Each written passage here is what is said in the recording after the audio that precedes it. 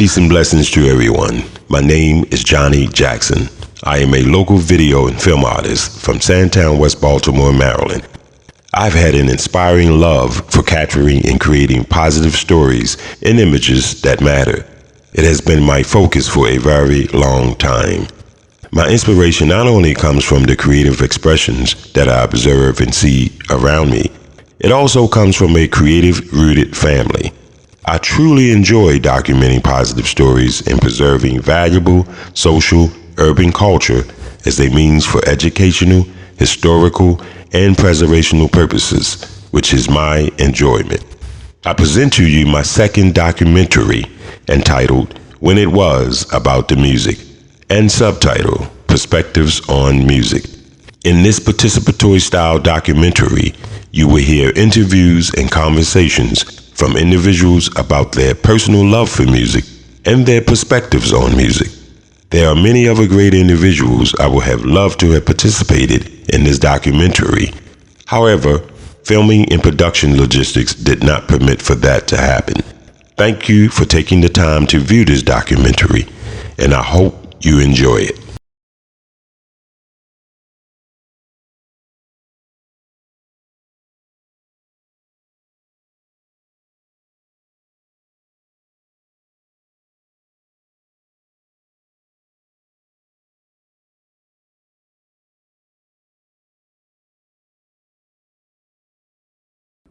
Music is love.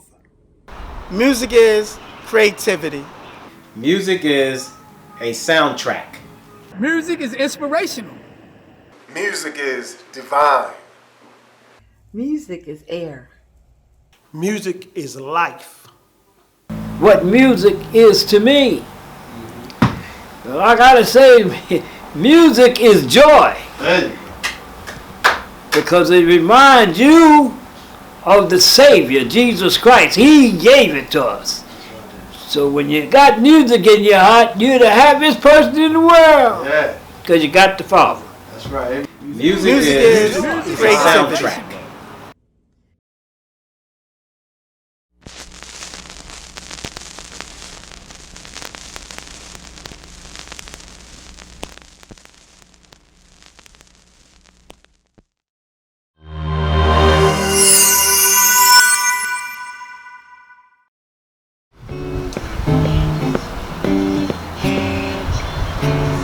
You know, music has a very significant part in our lives, or human life, I would say. If you look in your Bible, you'll see where it said to play the trumpet, and I forgot the other instrument, but the harp. There you go. And you know, music is a very significant part of human life. To be honest with you, it has a sort of meditative kind of therapy in everybody's life, and as you can remember, a lot of times you hear a certain tune, it'll make you jump up, start dancing, start clapping your fingers, because that's all, you know, it's within us, and the music is so vast that you know, it's never ending. It's constantly involving, constantly moving, and constantly circling. And it's like a circle, because there's no ending. And it's a good thing to have music in your heart, because it means so much, you know, to people and everything. So that's why you see so many musicians out there, and you know, artists and stuff. And by the way, there are some musicians and musical talent that we haven't even heard yet. Because the music's almost like they waiting in the gate to get, you know, to get out there. It's not so much as being famous with the music or you know, trying to break through get in the limelight with the music, but have that music in your heart, because it means so much. It really means so much. And again, like I said, it's therapy for people. So, you know, you got a song in your heart, go for it. You know, you got a sound that you want to bring about, go for it. You know, and then there are some places in the countries where music might just be a couple of instruments, or could be one instrument, but because of that culture and everything, it's significant to the people in that particular culture. And it's just a vast thing to have. It's a good thing to have, a good thing to learn and to know about, and so forth and so on. So, like I said, music is it's just so important in a person's life. And you know, you can play music and feel sad. You can play music and be happy. You can play music and just relax. Because it's just, like I said, it means so much. So, you know, I'm glad that I have the God-gifted talent along with my nephew to be able to play music. Even my brothers who are not here, you know, they also learn to play, and play music as well. My father, he also knew how to play. So, you know, my sisters and brothers, really, we used to have a little group that used to sing it. So, you know, music is it's just so vast, and it's a beautiful thing to be able to do, a beautiful thing to learn, and to just appreciate it. Sometimes you could be alone and you have a particular song in your heart, and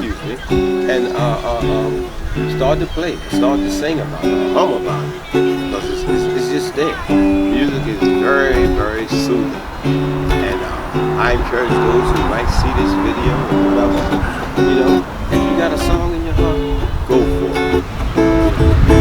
You don't have to be a hit, you don't got to worry about it being a hit and everything. Just do it.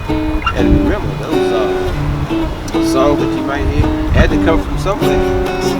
Had to come from somewhere. Yeah. So, and I will go further and say it comes from God. So, you know, you got something in your heart that's related to music, do it. Play it. Go for it. Don't let nobody stop you. You know? And it's a beautiful thing to do. I just want to add those little comments in there. And thank you for listening.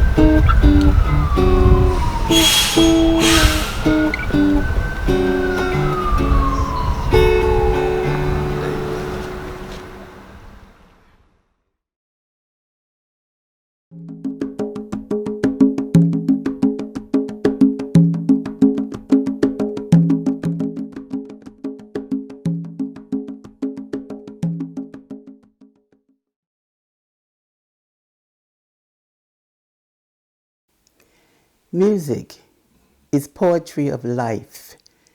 It lends all kinds of emotions, as well as mending all emotions. It brings you joy, it can evoke joy. It brings you pain, it could evoke pain. It could fix pain. If you listen to certain genres of music, it can make you happy. You be dancing along the way and smiling and everything is joyful.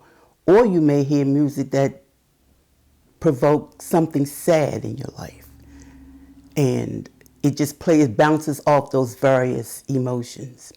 Music is important because it reminds you of how, say, back in the day when you would hear songs like Say It Loud, I'm Black and I'm Proud. That gives you encouragement to move on. When you hear songs like What's Going On, Marvin Gaye, he's speaking to the mothers and speaking to the children. You know, those kinds of music I'll call family because it talks about the family. Music can be, let's say, a train ride, if you will, into another dimension. When you get into that other dimension, it explodes into whatever you want it to be. Music, of course, is universal. All peoples, if you would, have genres of music. And you can relate. Everybody can relate to happiness. Music in other genres and other cultures can make you happy because of the beat. When you get that guttural beat, for Africans anyway, it's right here. And when that is in you, it moves you. It makes you want to just, you know, jump around, jump up and down. Without music, I don't know where I would be because it's also a learning process. Aside from being a learning process, it's company. when I'm here alone or somewhere alone, I can play music and I have company. And I can think about things. I can go over my head in what my day was like or what my tomorrow might be. So I see music as friendship as well.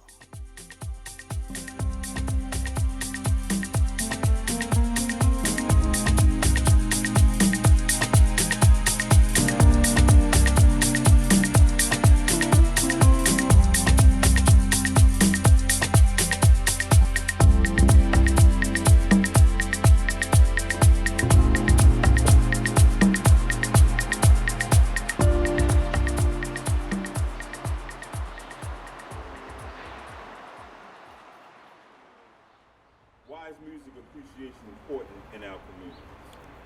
First of all, I think that music appreciation is important in our community. Well, not just our community, but in the world community, because there are many communities throughout the world where people don't have a voice. And music becomes that voice for the individuals who are performing, the singers, the rappers, or what have you, the instrumentation people. Music becomes that voice. Also, music is a part of a therapeutic process for the listener and the singer. So I think that it is very important in our community because oftentimes we are the people without a voice, and we can have that voice by our music. If you go back throughout time, you can go as far back as with Harriet Tubman. Music was used to guide people from captivity to freedom. And if you look at music today, it does the same thing. Individuals use music as a means to express themselves and to release certain types of stresses and frustrations. So I think it's extremely important and vital to the urban community as well as the world community. A little something out of nothing, I can't even explain. The moment that I feel intoxicated, speaking your name, the aux cord is like an activation deep in my vein, and I ain't feeling the pain. That's when it's deep in the drain. I feel stagnated, knowing that the flow is a part of me. It's way too infinite. If they could diminish it, but they'll never overshadow what I know is significant. You put me in a box, but for me, this is only deliverance. I walk to the beat of my own drum, no matter the outcome. I learn from the Martins and Malcolms. They wanna X out these kings, but they don't know what to bring. We level up on every song we sing. You hear the vibrations. I play neo soul just to get me out the mode when I'm battling the matrix and set the bar high enough to know I'm high maintenance. To find my own rhythm, I'm just going back to basics. Charisma.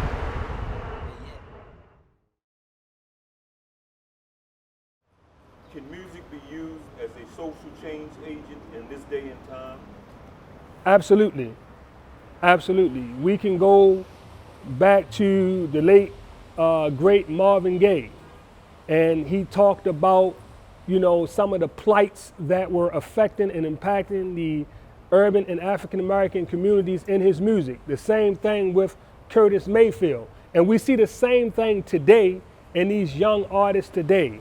Many of these young artists today are suffering from post-traumatic syndrome of seeing their best friends murdered, and their music reflects that.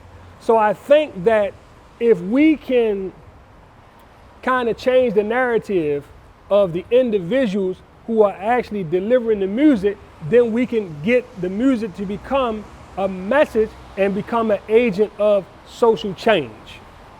There's a song now, I'm not sure of the young man's name, but he made a very, very, very educational song about the political and the voting process. And it was a very interesting song, a very entertaining song, but the bottom line is the song was educating individuals about the political process and the voting process and the three branches of government. So I think it's absolutely certain that the music industry can be a part of social change.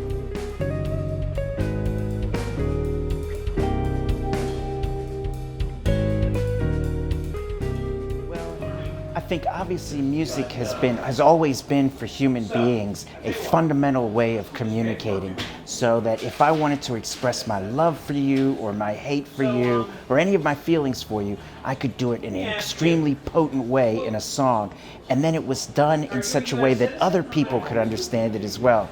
And I don't know, it's a lot of noise in here now. I don't know, do you want to keep going? Okay. So you're talking about a group of people who have lost their language, their culture, their history, everybody they knew, their families, their every orientation of religion, and brought into a new place as slaves. And so when that kind of thing happens, you're trying to make sense of the world around you. And obviously one of the ways we make sense passively is through listening. So people took all of the things that were around them, synthesized them, and tried to make sense of what was going on around them. And that is music. And that's why it's important to African American people. And so our music created by African Americans or former slaves, has unique qualities because of our perspective, the things we've seen, and more importantly, the things we've heard, and where we've come from. So we come from generations of hearing these drums and strong rhythms, and so when we come here, or if we go to China, we're still creating music that has that genetic, background of drums and small, strong rhythms and stuff like that. So it's also, I think music is important because it's an expression of self, There's no separation from you and the music you create.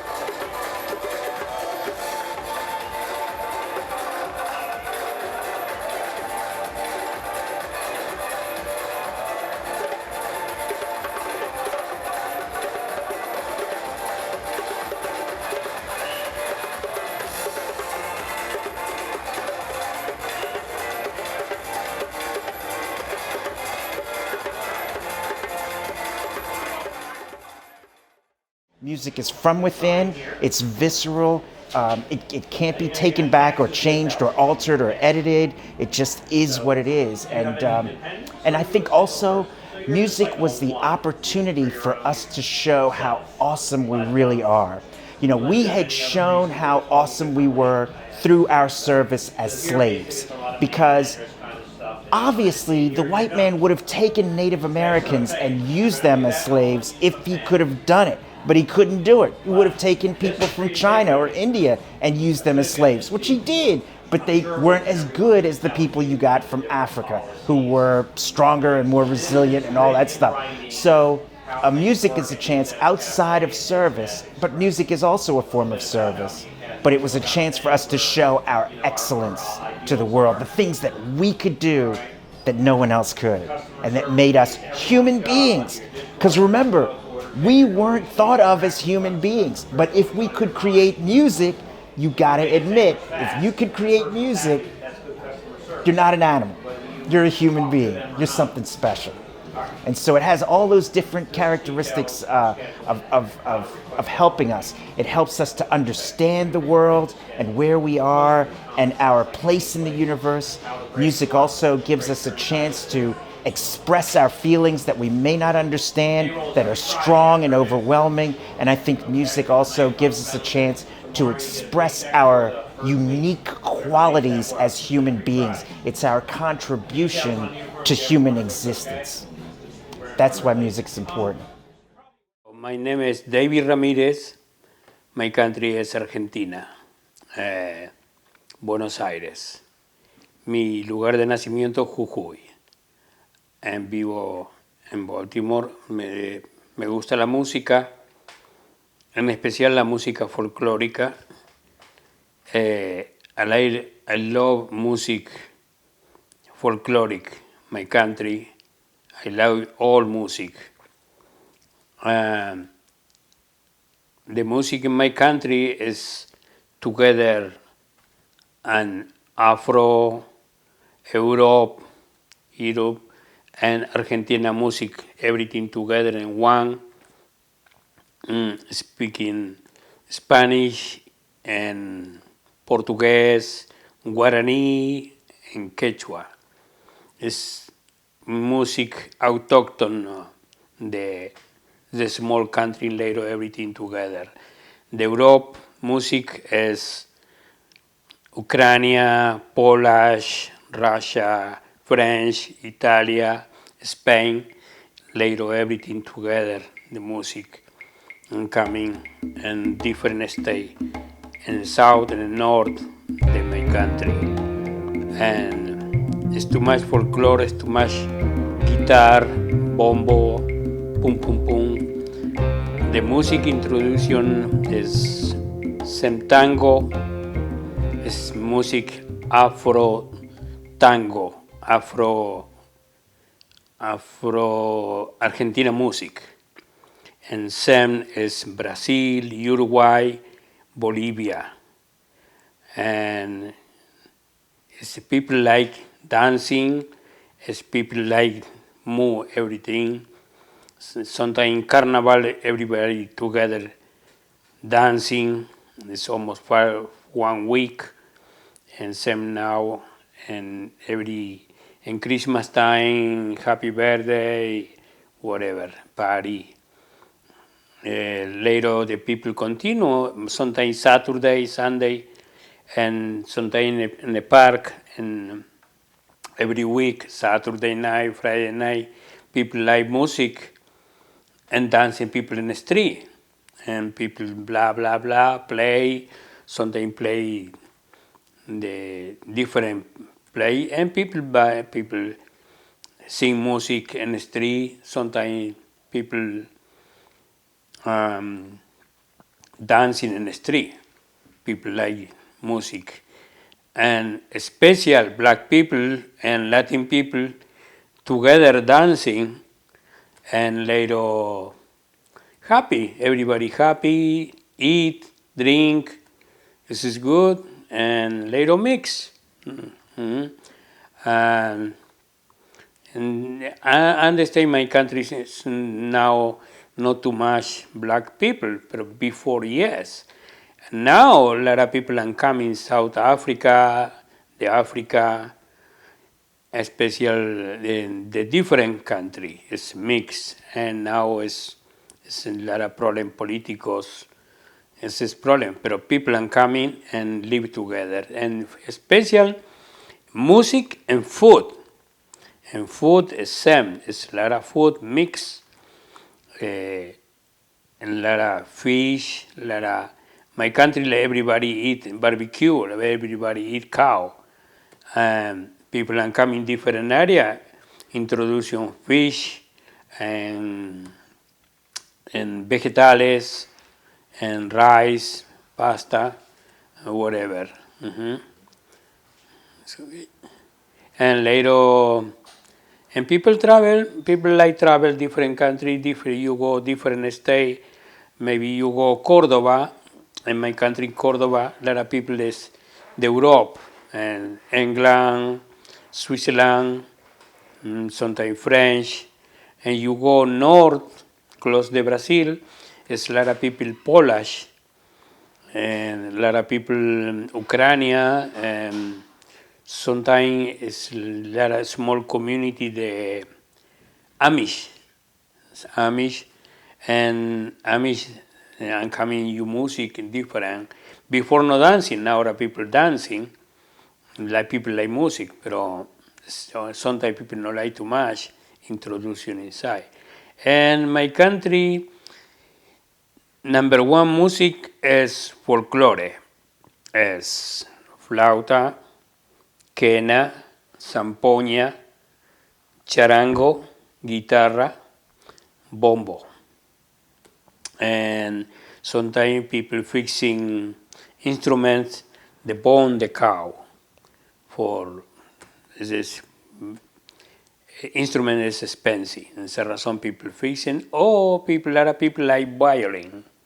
A lot of people touch violin, this is good, and a lot of people use a tambor for music. And these people happy, people like dancing. It's a small box, the wood and leather, people touch, and this one, and sing. Hola, mi nombre es David, aquí estoy yo, pum, pum, pum, pum, pum, pum. Vengo aquí a cantar, pum, pum, pum, pum, pum, pum. People like this one dancing, there's competition, similar rap, same rap. People like everything. And later, sometimes people like poemas, poet, and people touch guitar and talk to. Hay amor, porque me dejaste, o I love you, come on here, my hair. Güey, habla muchos idiomas diferentes, ¿no? Pero, and people like music, it's good music, especially in South America and Bolivia. It's a small country, a small jungle in La Paz, Bolivia. A small community, I think so now it's almost maybe 1,500 people black live long time inside the mountain jungle. The music is beautiful, like music and clock, different color. And speak Spanish and speaking in one dialect of the Africa. And people like this one sing, like this one music, and it's beautiful music, and people like, and sometimes people work in a farm, and people happy, continue dancing, everybody together, and this one, I forgot the name, this one, Yungas, Bolivia, La Paz, en ese lugar, and this one, Yungas, La Paz, Bolivia. It's a small community, black for a long time, live inside. Underneath the mountain. Nobody push, nobody nothing. This is good. Es la cuna de la música negra. Es the bed, the black people sing music. They sing music. It's only black. They speak Spanish, but it's good, beautiful music, beautiful people, good people. Join together with hearts of gold. Now the children of the world can see there's a better way for us to be. The place where mankind was born is so neglected and torn apart. Every woman, every man, join the caravan of love. Everybody take a stand, join the caravan of love.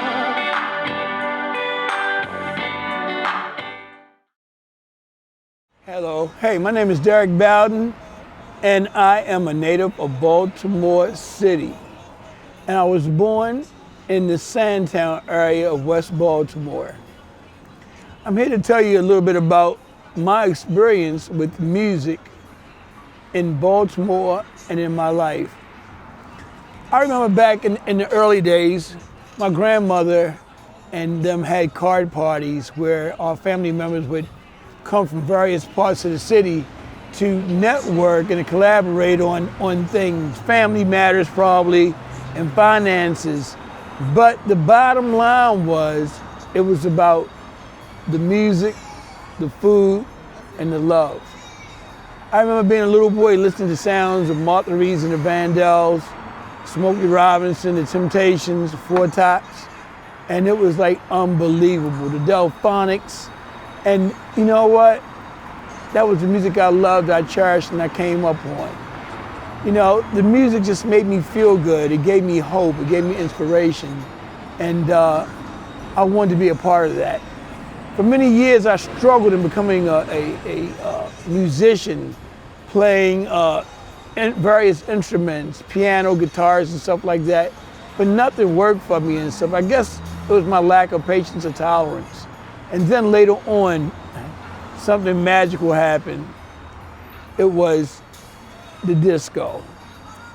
At which time music from various forms, various lifestyles and everything ensued itself upon people of many different cultures and stuff. And I just wanted to be a part of it. As I began to seek this journey, I realized something had taken place. And what happened was, I'm just gonna keep it real, it was discrimination. I remember being 16 years old and hearing my peers who were in their 20s and early 30s talking about the discotheques and how there were no black discotheques. And they began to create parties in their apartments in high-end county areas where I lived at, and also in various households and stuff like that. I remember moving furniture and stuff out so we could create dance areas and stuff like that. And we gave these events called house parties. Here at these parties, the sole purpose was to help each other financially, spiritually, and well, basically, like I said, economically. Rent parties, gas and electric bill parties and stuff like that. And we played a lot of music, or they played a lot of music that was not being played over the radio. This music was something different. It was something ahead of its time. It was something you didn't hear on the radio. And I loved it. I liked it. I cherished it. And I wanted to be a part. It was artists like Hamilton Bohannon, the Barcades, Ohio Players, and stuff like that who was playing music that made us just feel good about being ourselves. And it helped us to relieve the tension that everyday life had brought upon us. And once again, I liked it. So as time progressed and I became older in life, I found myself going to the turntables and wanting to be a part of that movement. That part of helping people feel good, help them get over the obstacles that plagued them during the course of their work week, or what we might call a job or slavery. And I became what they call now a DJ. But back then we didn't want to be called DJs because DJs were commercial. They played top 40 and all that kind of stuff. And it was all about DJ Razzmatazz and this and that. And really, for me, it was never about that. It was about the people, the love, and it was about empowerment. As I began to pursue this life, this spirit of this vibe, I found myself playing at various nightclubs, various after hours, various bars, and it was wonderful. I found myself being locked in a room or a booth by myself without people knowing who I really was. But I could look down on them and see who they were, and I could see them come in disgruntled and leaving happy. And that's all I ever wanted to do. That's all I ever wanted to do. I just wanted to play music or spin music or give the people music that they could receive to help them get through things that plagued them mentally, physically, and spiritually. Watching them dance and get libations back to the ancestors was really wonderful. Watching people watch me hauling crates of records and stuff like that and not knowing who I really was. Oh my God. They didn't know who I was. They thought I was the flunky. Watching me come in and do this and then leaving out knowing that I'd help people overcome things really was inspiring.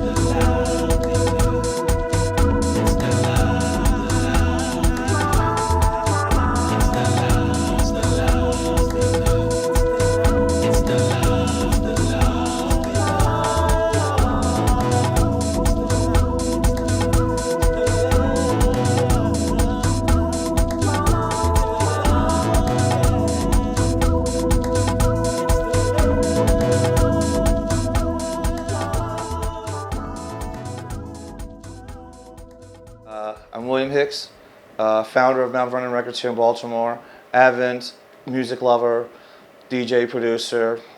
I don't want to say multi-instrumentalist, but I like playing a lot of different stuff. I don't know how good I am at them, but you know, I like to play a lot of different stuff.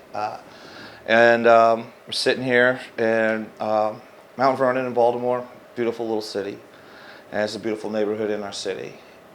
So I'm going to sit here and answer a few questions. Not answer a few questions, but talk about some different concepts. All right, the first concept we're going to talk about is what is music and why is it important to me? So what is music? That's a broad question because everyone has their own take on what music is and what music isn't. But what is music to me is a way of synthesizing, you know, sounds that you hear naturally and making them sound either more pleasant or more disjointed than like what normally you'd hear them.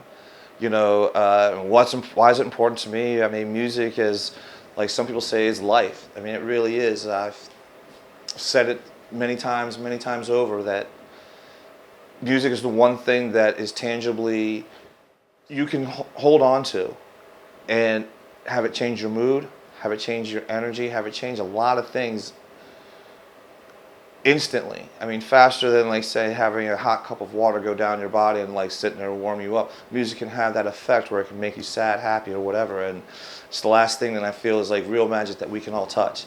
And that's what really music is to me. And I love spreading it. I love spreading all different styles, the different energy that you can get from the different music. There's different vibes that you get from different songs. You know, the fact that Earth, Wind & Fire has come up in two different conversations with two different people to me today is phenomenal, because Earth, Wind & Fire has one of those frequency, or their vibration was just about spreading love and harmony.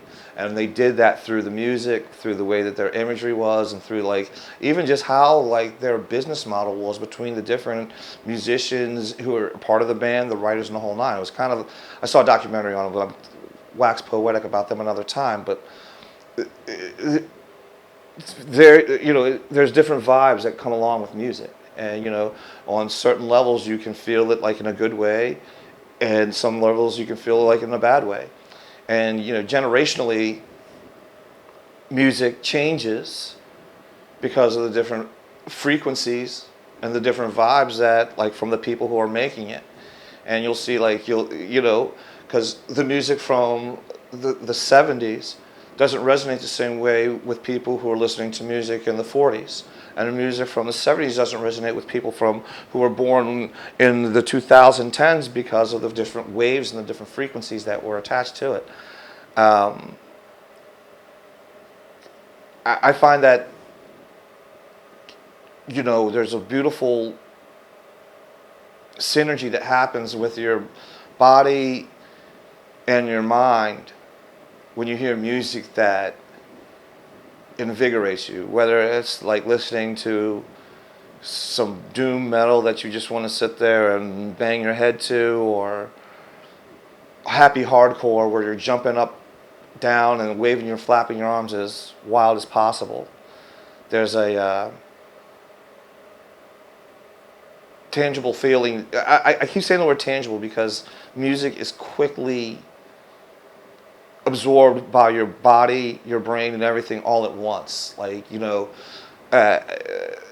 with visual stuff, your brain has to react to it, and your brain can sit there and say, "Oh, this is what I'm thinking," and then the other parts of your body can sit there and have that, like, feeling of flushness or what have you. But with music, you never know. All of a sudden, your feet start wanting to move, or you start shaking your body, and you're not quite sure why the first time when it really happens to you.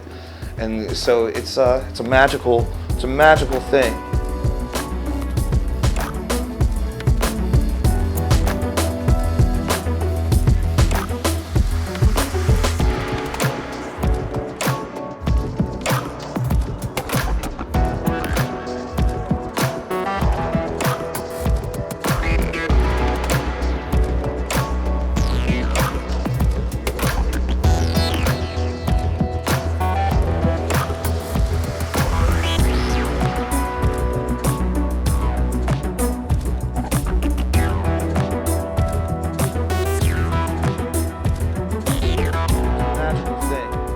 So that's what it is. Music is magic. Let's see what this other. I got another question in here. I think I need to answer. Let's see. I don't have my glasses, which is how is music used in your life, and what role does music play in your life? How is music used in your life? Oh, funny you should ask. Well, as a proud owner of a music store in Baltimore, I am now financially invested in the procurement and dissemination of music for people. What I mean is, like, I have to buy music that I feel that other people are going to enjoy. Where for the last 25 years of my life, when I was buying the music, I was buying music for me that I thought other people would like to hear. And there's a whole difference. These are two different things.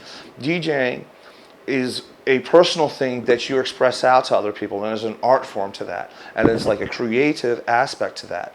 Where now, as a buyer of music, my personal tastes are not as important as what the communal taste is. Where I have records in here that I think that I've listened to once, and exactly once, and I'll never listen to them again because I've got what I needed out of them. There's somebody who's going to take that record home and enjoy that for, like, hopefully as long as they have their record player and the record.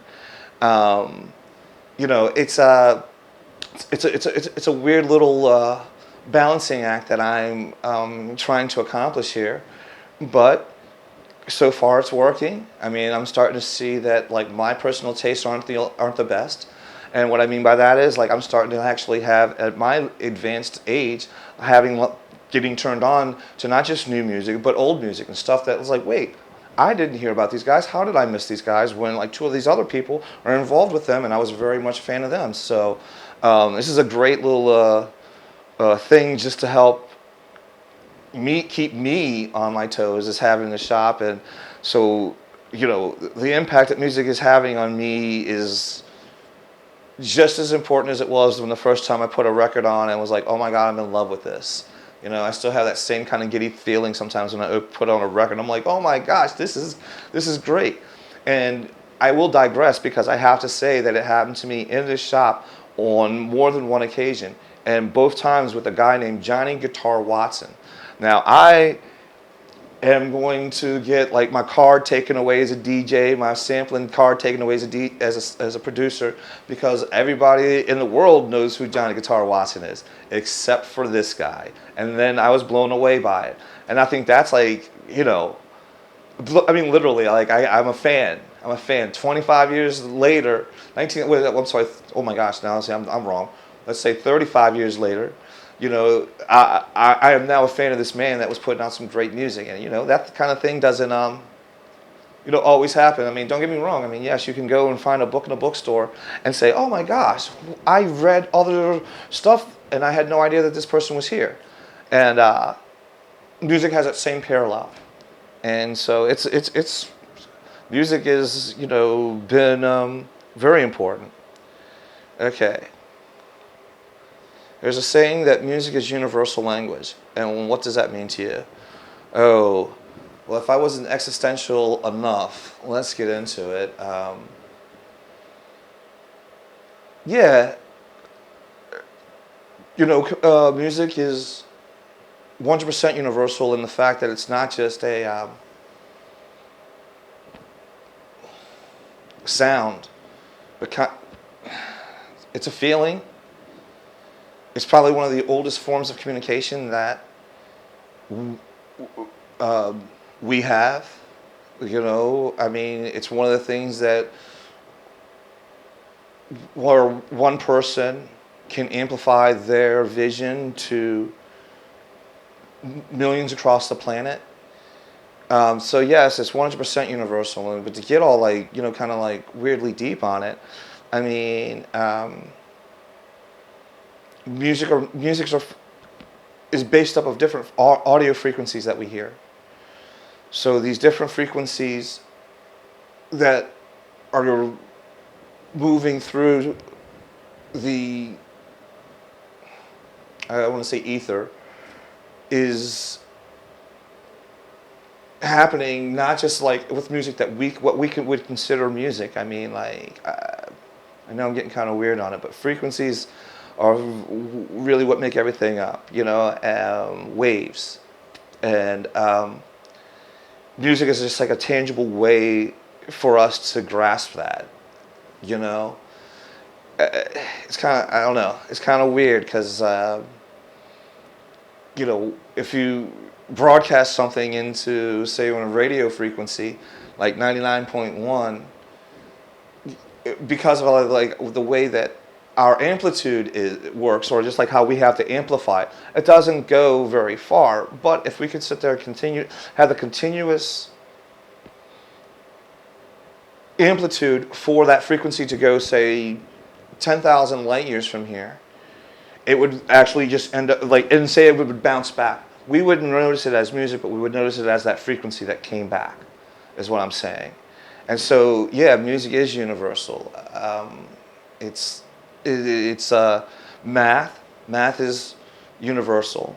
You know what I mean? And so those two things, you know, I don't want to say without math you can't have music, but what I want to say is like they go hand in hand.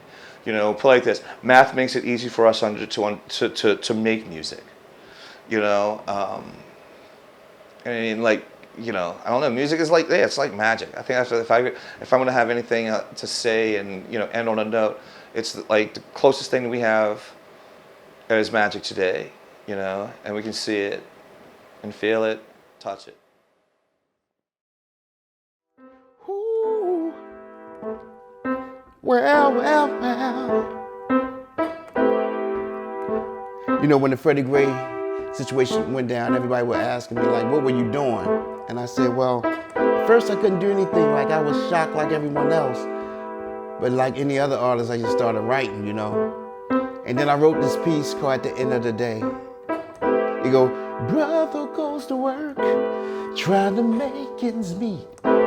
He's selling loose cigarettes and bootleg DVDs. So next thing you know, somebody called 50, and now there's a little girl whose dad is gone. And then, and the other part to it I can't say because it's like a little controversial, but it'd be like, I'm not trying to say all of them that way, but tell that to the mothers who mourning every day. See, you may have it twisted, cause you feel that you're elite. See, you could be a superstar or MVP. At the end of the day, to them, we still don't matter. Hear what I say, at the end of the day, to them, we still don't matter. Ooh, well. Brother gets elected. That's it. Now we do another part later. Let me see. But you know, music, man. You know, when I was a little boy, music for me was waiting every summertime for Operation Champ to come through. And Operation Champ was this city initiative that was facilitated by City Hall, but it would give neighborhood artists, whether you were a band, whatever, a singer, a solo, to get on stage and for the first time hear a crowd's applause.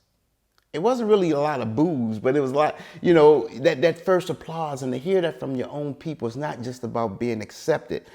It's about feeling the confidence of, hey, I can do this. So Operation Champ was that very first opportunity. So when God blessed me with the opportunity to get into City Hall, when I did Believe, the first thing I wanted to bring that back. It wasn't about reinventing the wheel. And actually, the grand opening of the Believe tour, we paid homage to Mr. Cleve Bristol, who was the director back then and who was in charge of Operation Champ. But that's when Baltimore City was truly Charm City, man. You know, just a beautiful time to be in the city. People kept their marble steps clean, man. The blocks were clean. And we as a people had a certain type of class, and we were just proud. It was just a certain thing of pride that we had. Black was a beautiful thing to be. And we were expressing our blackness. and our culture in any way possible. And you can let it or leave it alone, but those were those magical times that helped bring about a Richard Burton. You know, a lot of the artists that you hear from, even the Drew Hills and the Ruffins and Marios and Tony Braxtons and, you know, the DJ Spins and the Basement Boys, a lot of us captured that from that Operation Chant moment. And then, of course, we move on over to WEBB, which was one of the first radio stations that gave local artists a chance to hear ourselves on the radio for the first time. And I never forget, my manager at the time was Mr. Keith Sy, and he was able to negotiate a deal with Sing Records by Edwin Burrison, the guy that did Rapper Dapper Snapper. Well, he signed us to Sing Records, and I did my first record. It was called Roxanne's Man. That's back when Roxanne was out, and I was yum, yum, yum, welfare chief. Well, it was a long time ago, but it was a very electrifying time, you know. You could accidentally fall into any corner of Baltimore, man. There was some music popping off. To even go up Drew Hill Park on Sundays and the brothers be around playing the congas and the bongos and just that natural rhythm. It was everywhere. And I came from my family of musicians and music lovers. We lived on Caroline Street. I went to Dr. Bernard Harris, number 250. And I could come home from school any given day, and one aunt is playing Shaka Khan, and my other aunt, she loves Parliament Funkadelic. Then upstairs, I had my uncle who loved the Stylistics and Harold Melvin Blue Notes. So I had so much music. And my other uncle, he loved Teddy Pendergrass, man. He just, and I think that's what got me on Teddy a lot. And my other uncle played Curtis Mayfield a lot. So those were my number 2 influences in life, you know. And they say nothing is new under the sun. So, you know, even though our vocal cords, this soundboard you have is none like it. Nobody will sound like you. You can duplicate different sounds, but what you hear and what you take in will subliminally have a lot to do with what you produce from that. You know, so even with that Teddy. Downhearted and confused because lately you've been starting to losing out on everything you might try to do. Bad luck fellas got a hold on you. I'm talking about bad luck. You know, so, you know, that type of stuff, man, those powerful singers, you know, and like that Rick James, man, those brothers would sing. I mean, you had to know how to sing back then. And when I get further into my life in the Walbrook, one of my good friends, Frank Johnson, who had a deal too on Sing Records, he with Roxanne's Brothers. I would get in trouble, man, because we'd be in the courtyard knowing we're supposed to be in class, beatboxing, me and Greg Jones, we called him Cat Eye Greg. And next thing you know, we getting sent to the office, about to get suspended by Mr. Pope. And on this one particular day I was getting suspended, it was the worst day because we were having a talent show, and I wanted to be in the talent show because we had a special guest. Lord knows, if I would have known that was Muhammad Ali coming to our school that day, I would have been on my best behavior. So here I see Muhammad Ali, Roger from What's Happening, and this group of Muslim brothers, and they clean and they smelling good. And make a long story short, I just bust out and started singing in front of Ali. And next thing you know, by 3 o'clock, I was in a stretch limousine on my way to Sugar Ray Leonard House, getting ready to get signed to Muhammad Ali's Millionaire Records. That's God, man, you know, that's God. And you know, a lot of people always say, do Baltimore have a sound? Do we have a sound? Oh boy, we have the sound. Matter of fact, when you listen to radio, you see a lot of people like Kanye and Drake. They'll take that Baltimore sound and put something on it and make it international. You know, so Baltimore's rich in music. It's rich in music. I remember when I moved to Sandtown, what made me attracted to the area is when I was looking at the house, I heard a trumpet being played. I don't know if it was a trumpet or saxophone, but it was a brother playing from his window. And it just resonated throughout the whole area, man. I was like, oh, wow, I love this place. So that's what brought me to Sandtown, man. And the music is so rich. If you look at all the artists that came out of Baltimore, it's always special. Even the artists that even had any piece of Baltimore, lived here for a month or a couple months. Once you get that piece of Baltimore and it touches you, you got something special, you know, so. Seen nothing like this, man. I said, oh, I'm 19 years old. I had never seen nothing like this. What you talking about? When I first went in the military and went across the seas to Germany and to these discotheques, I had never seen nothing like this. First time I ever heard a song by Madonna. I go in this club, in this discotheque, man, it was huge. Hold 3,000 people. Big. You hear this song jamming, boom, dance and sing, get up and do your thing. That's the first time I ever heard about a song of Madonna. That's the first time I heard a song. Then I come back after I spent 2 years over there. I come back. That's when Odell's was popping too. So I go in Odell's. I hear the same. I said, oh damn! And see, at Odell's at that time, they weren't playing music they was playing on the radio. Yeah. Oh no, they weren't playing that kind of music, man. Oh man, I was like, oh man, this, and the club was modeled after some of them discotheques over there across New York. Yeah. Okay. I said, oh, with the flashing.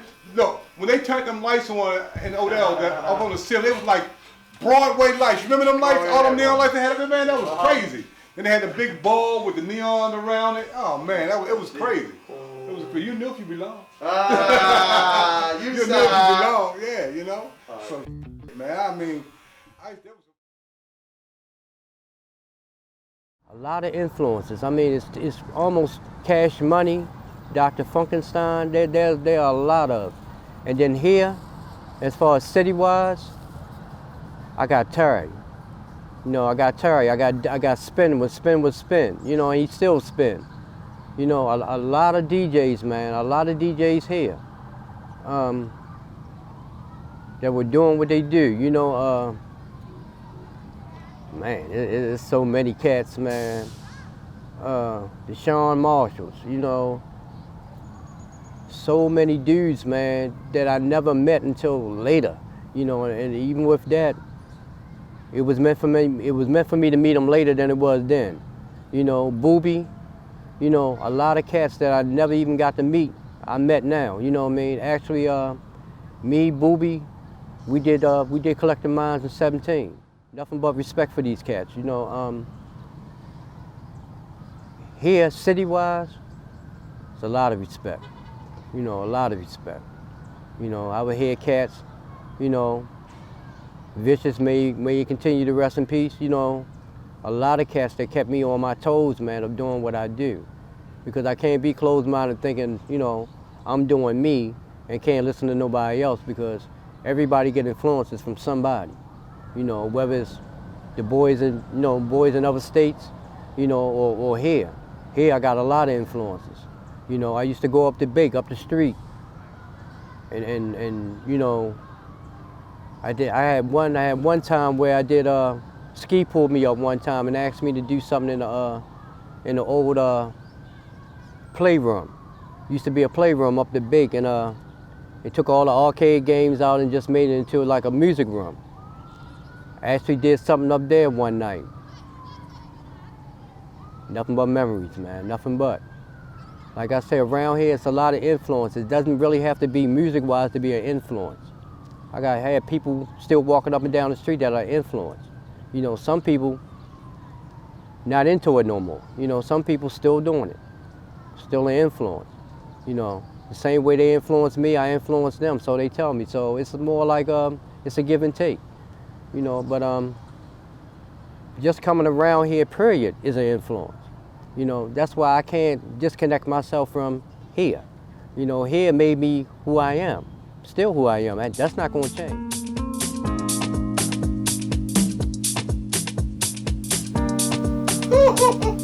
So we've been up here trying to figure out how we want to start, and I'm like, nah, ask me something, Johnny, ask me something. So anyway, I'm Kelly Wilson Bigelow. Most people know me as Kelly Bigelow. Those who know me as Kelly Wilson. Kels, K-Big. But anyway, I love music. Music and dancing saved my life. I don't say that as hyperbole. I don't say that as like adding seasoning to it.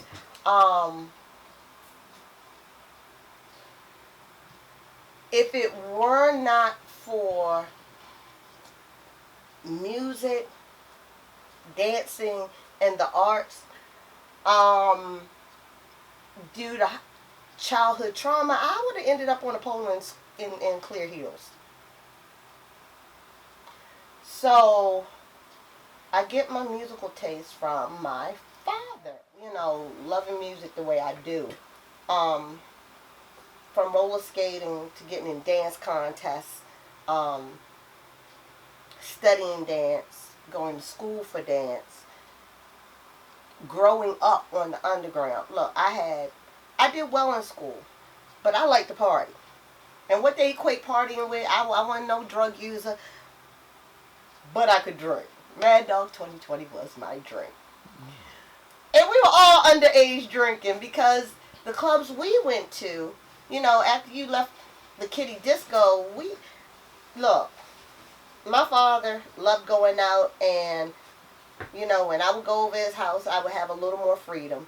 As long as I did it, as long as I didn't cause my mother no real problem, I could pretty much do what I wanted to do, but she did not want me. I got caught hanging out in the club when I wasn't supposed to. And, you know, some people got the story of where their mother found out they were hanging down at Odell's and came and got you at the door. So, I asked my father, he's like, well, what are you doing down? I was like, Daddy,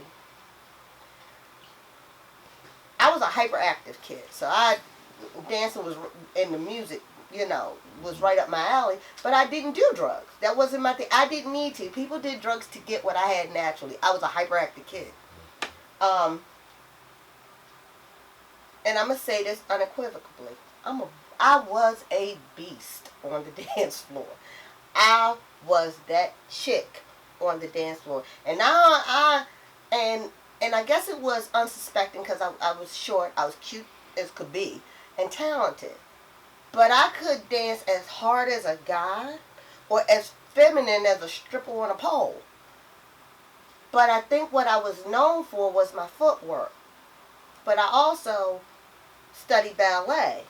And me being a club dancer would come out in dance class when I'm trying to do bourrées and then my hips start moving and stuff.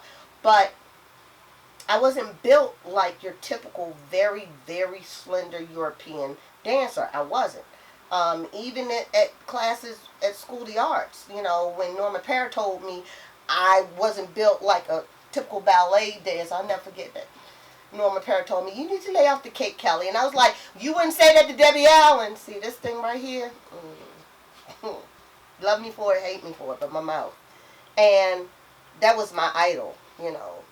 Debbie Allen and Catherine Dunham and the bodies that were shaped like mine but could dance. And I mean, you could not tell me I was not fame walking around. I dressed like I was an artsy-fartsy kid. I mean, hair was stacked. You know, our hair was done. At any given moment, I would have 3 full shirts on. I'd have a turtleneck on, a polo and then an Oxford, and rocking some torn-up jeans that were written all over with a pair of Sebagos.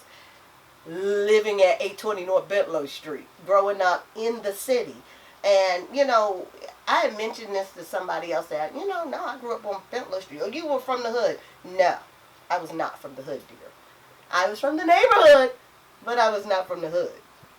We had preachers, we had teachers, you had crossing guards, you had principals, you had librarians, you had people with doctorates because they were in my family that lived around the corner. You had teachers who lived, police officers that lived, store owners. You know, you had Mel and Marnie's parents who owned Jeans, that was the corner store. You had Tyrone. Let me tell you something. Tyrone's Chicken started on the corner of Lafayette and Bentlow Street.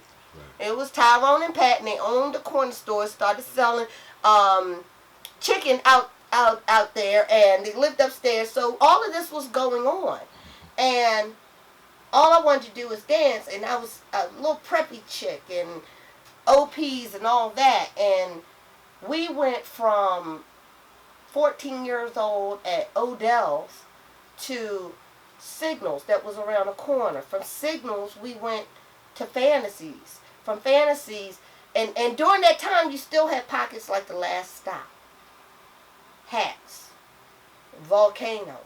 What were we just talking about? The underground. But for us, we followed Wayne Davis. Wayne Davis played the music that was most familiar to me from what I heard my father taking us to the roller skating rinks and stuff like that. But my dad bought me my first album. He and I went to Mondawmin and went to, what was downstairs? Was it Modern Music? So Modern Music was downstairs where Woolworths was on the side. And that's where Teddy and Tommy were.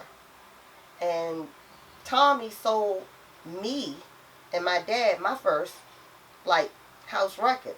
It was a new wave record. It was Heaven 17, Pavement and Penthouse. That whole album had Geisha Boy and Temple Girls, Let Me Go, Heaven 17. And my dad bought that for me. My father was a big Italo, doctor's cat, things like that. So I used to go record shopping with my dad, and then when it was upstairs, Modern Music moved upstairs, I would shop like a DJ. I wasn't a DJ. I'm not a DJ. I just know music like one. And so you had Chris Beggs, Lil Lisa, the female DJ in Baltimore that a lot of people don't know. It was Jerome Hicks, Teddy, and Tommy. And then Tommy left. And that was where you went to get your music. That's where Gemini mixes were sold. That's where B10, before the 1200s, the techniques were sold. And that's where you would see everybody that was anybody in the city. That was Richard Burton and them, Chocolate Boogie and all of them were in there pop locking and shopping. And then you had all the different hoodie groups. You know, you had Bro Five Bro and Omega Preps and FBIs. They were the female body inspectors. And then you had the SDIs. It was Sexy Dancing Incorporated. And us as kids coming up behind our cousins and stuff that were now the 60-year-olds, 65-year-olds. We traveled and listened to Wayne, and wherever Wayne Davis went, we went. So Wayne was the premier DJ at Odell's. When he left Odell's, even though it was Sean Marshall and them, Wayne went to Signals. We followed him to Signals. From Signals, that was that whole Happy Birthday Tony at Zanzibar. That's when we really started hearing the word Jack. That was 86, 87, 80... 85, 86, and 87. So he's telling me to wrap it up. But all that to say, the music that is being played now by a lot of people is devoid of any of the history of what people are used to a certain style of music. So everybody sounds like everybody else. They don't hunt for music anymore. It's y'all trade music like they Yu-Gi-Oh cards, and you know nothing about the beats you're listening to. You paying all this Afro, but you don't even know what you're listening to. You got on a sacred Orisha song and don't know what you're playing. Yeah, you playing things like that, but it's because of a lack of music knowledge and exposure that you don't know necessarily how to weave the music that you have. Like, you playing all this Afro, but what, 1999, India and Louis put out Yamiya E Oshun. Love and Happiness. That is an Orisha song. So it's like we don't know what we playing. You don't have the history because all of a sudden everybody 50 years old and wants to be a DJ. And it's like, what's missing for me in the music is knowing where a lot of stuff you have now kind of originally comes from. So, you know, I'll say that if it wasn't for music, I'd be somewhere else. If it wasn't for music in Baltimore, it shaped my music. I can go anywhere in this world, and I have gone anywhere in this world, and listen to music and party and dance because I came from here. And it ain't too many people that can say that. It's like, You go to other cities and they hear you from Baltimore and they're surprised. Because Baltimore is doing big things with music and the arts. And I hope we get back around to it. And yeah, if it wasn't for what I experienced here, I can go anywhere in this world and be comfortable and in my element with music because of the music I learned to love from here. Wrap it up. I hear it all around me. It's raining in my ears, yeah. The water, it keeps running, flowing. Ooh. Everywhere I go, it penetrates my ears. Everything was made to give a sound new. 'Cause I hear music, I hear music. Everywhere I go, love to hear the sound of music. 'Cause I hear music, I hear music. Everywhere I go, penetrates my ears, yeah.